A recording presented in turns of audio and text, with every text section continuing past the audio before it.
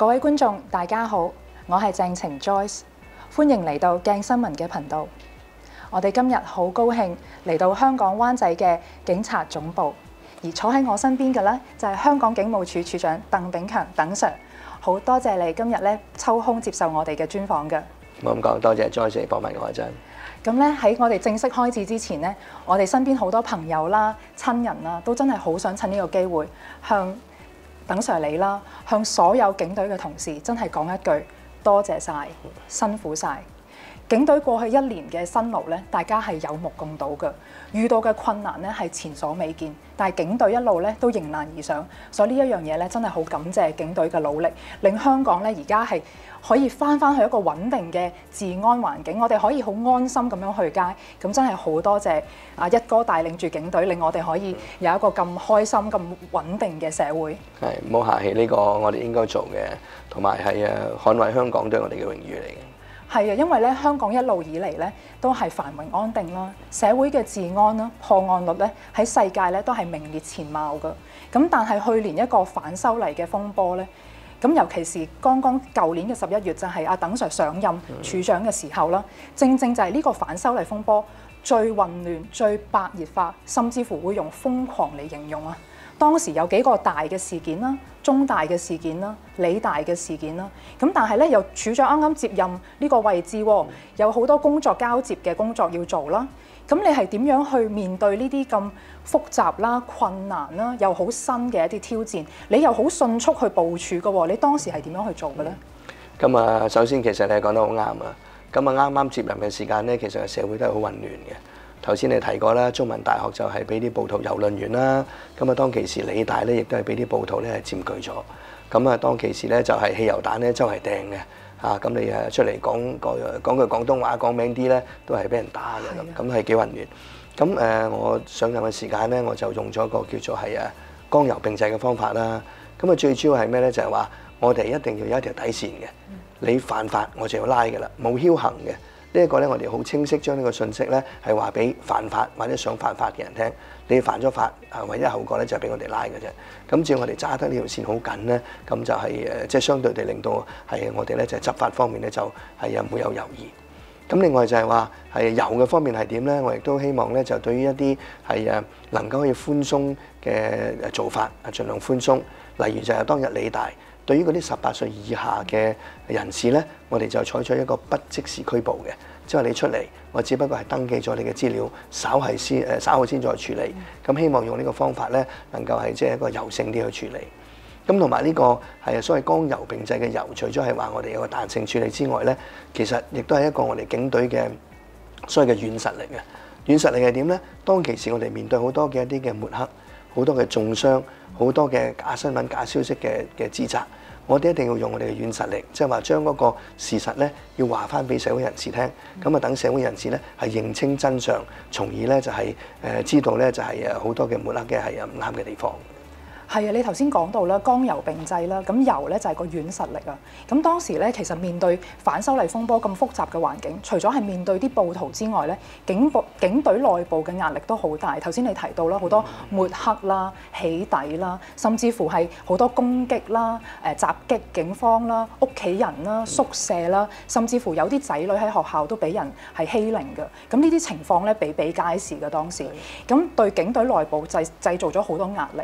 咁你係點樣去化解呢啲壓力咧？咁另外咧，就想再進一步都係問翻啊。咁呢啲壓力其實都會影響翻警隊裡面嘅一啲團結性啦，同埋個士氣啊。咁一哥你又係點樣去維持翻呢個團結性同埋嗰個士氣咧？等警隊可以保持個戰鬥力啊，繼續為我哋香港嘅治安咧出一分力。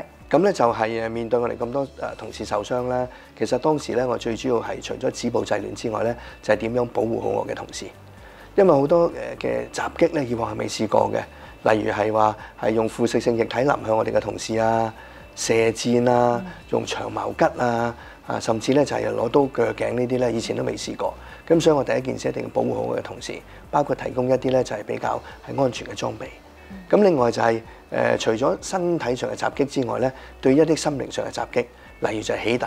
包括咧就將我哋同事嘅資料，包括家人嘅資料，有時咧連小朋友喺邊度讀書嘅資料咧，都係攞晒出嚟。咁其實呢個咧對於我哋同事嗰個壓力同傷害都好大。咁所以我哋咧就係同法庭係申請咗一啲嘅禁制令，禁制咧就係將一啲嘅警察同埋家屬嘅私隱咧就係攤晒出嚟。咁另外當其時咧，亦都係針對我哋宿舍好多嘅襲擊嘅。咁我哋亦都係申請一啲禁制令咧，就係去禁制咧就係對於我哋一啲宿舍一啲嘅襲擊嘅行為。咁另外啦，就係對於我頭先提過咧，可能係一啲家庭受到影響啊，警察家庭受到影響，咁我哋可能係安排一啲嘅臨時嘅住宿啦，又或者咧就係對於係警察子弟一啲係讀書方面嘅一啲嘅同教育局一啲嘅安排啦咁樣，咁希望可以穩定咗我哋同事嘅心。咁另外頭先你提到嘅士氣問題啦。咁事實上咧，喺當其時，我哋好多同事咧都係有啲唔同嘅諗法嘅。佢哋都會覺得咧，就係我哋咁辛苦用我哋嘅血汗去保護住香港，但係點解仲要調翻轉頭咁多人去攻擊我哋咧？即係都可能會有個心理上有個都係唔好諗得明。咁我哋就用咗我哋嗰個所謂新嘅一個嘅嘅座右銘啊，忠誠勇毅心繫社會，解釋俾啲同事聽點解面對咁困難我哋都要繼續堅守我哋嘅崗位咧。因為我哋係忠誠，我哋對於警隊嘅忠誠，我哋對社會嘅忠誠，同埋我哋對國家嘅忠誠。咁面對咁難嘅情況底下，我哋唔單止唔退縮，仲係繼續捍衛住香港。呢個就係我哋嗰個嘅係勇毅之處。咁我哋亦都係咧係由於心繫社會，所以面對咁多困難咧，都係繼續做落去。咁所以我覺得係我哋呢個新嘅座右銘，忠誠勇毅心繫社會咧，事實上係亦都係令到我哋嘅同事嗰個係嗰個士氣咧，都係翻嚟嘅。係講得好好啊！即係我諗警隊就勿忘初心啦，都係希望維護我哋社會嘅穩定同埋治安啦。咁咧維護正義啦，先係我哋即係警隊最緊要嗰個座右銘，亦都係頭先鄧 Sir 講咗啦。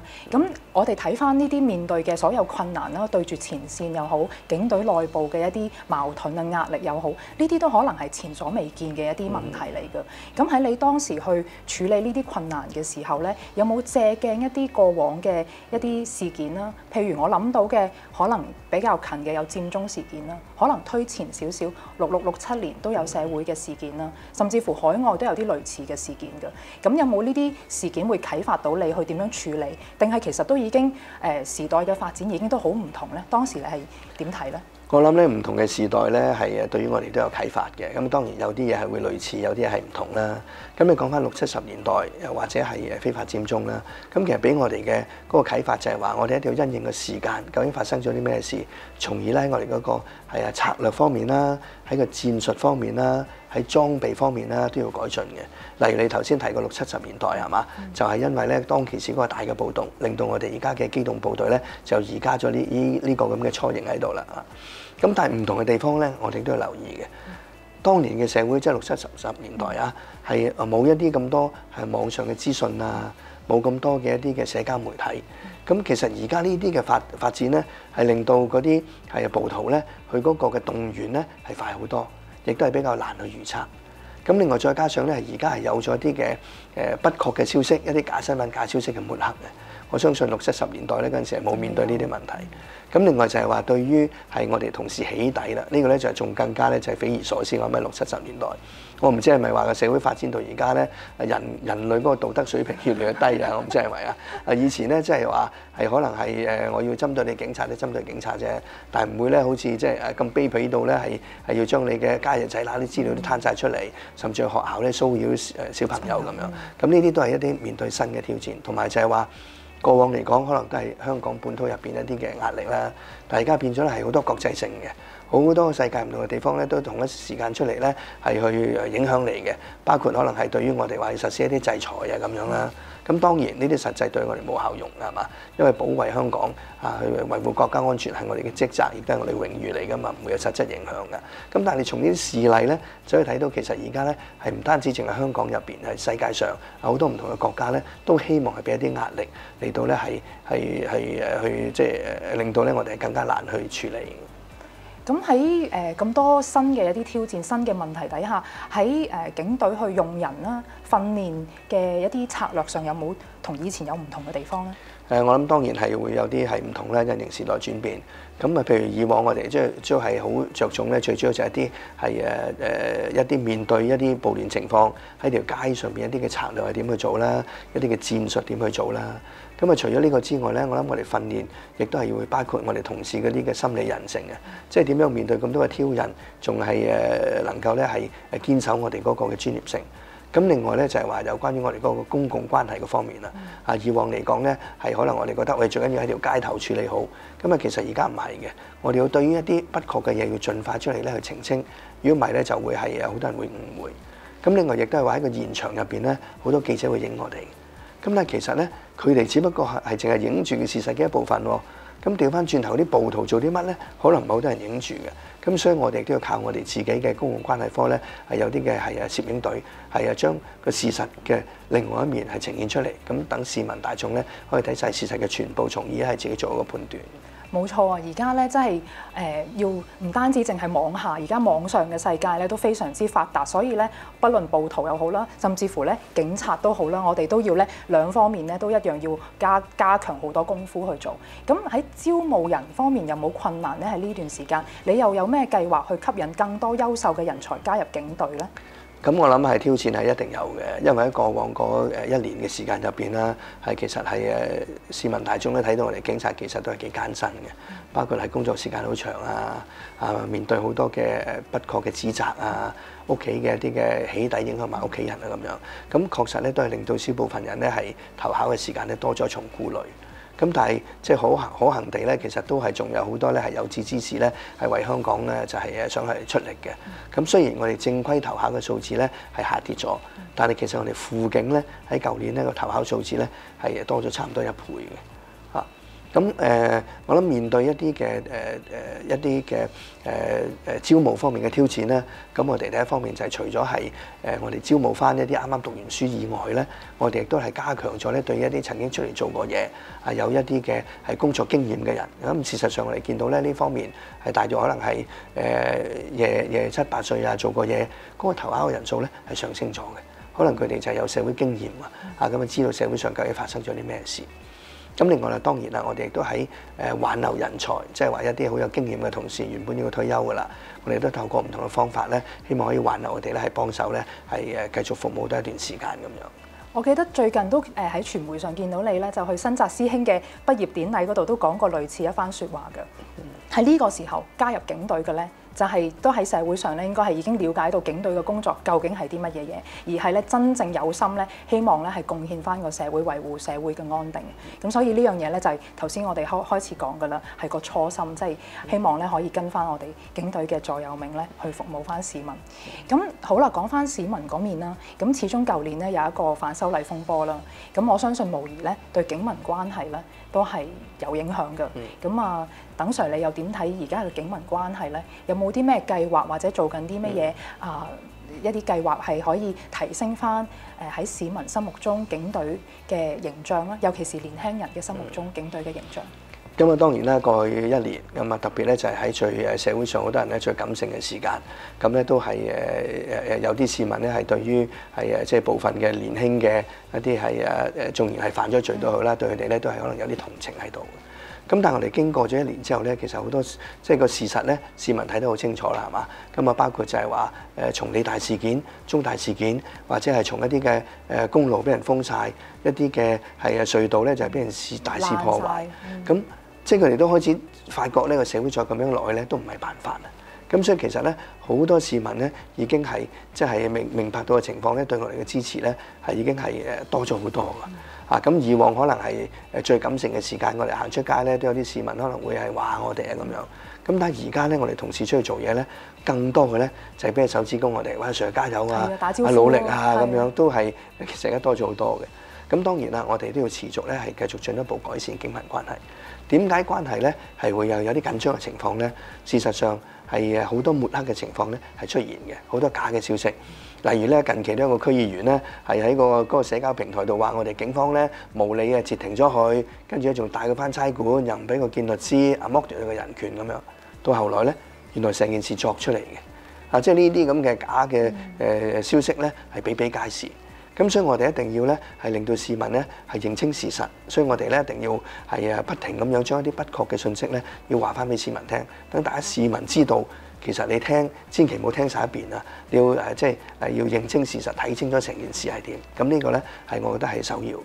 咁啊當然啦，我哋自己係同事亦都咧要係繼續做嘢要專業啦，就不應該咧就做一啲係唔應該做嘅嘢啊，亦都係唔應該講一啲唔應該做嘅嘢，繼續保持專業啦。咁另外我哋都要加強個透明度。例如我頭先提過啦，我哋就會係有一個嘅係社交媒體現場直播。咁啊變咗大家都可以好清楚，從多角度咧睇晒成件事係點。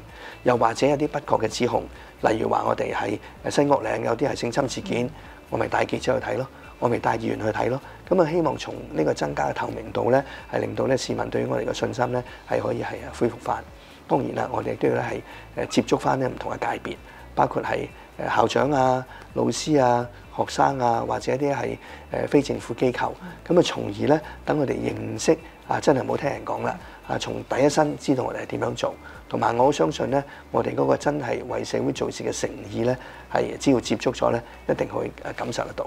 冇錯啦，所以咧，大家各位觀眾咧，記住要睇第一身嘅資料，就唔好咧成日喺度睇啲網上嗰啲網上消息嗰啲咧，就未必係真確嘅，要識得分辨真假啦。咁啊，等 Sir，不如我哋又展望一下將來啦。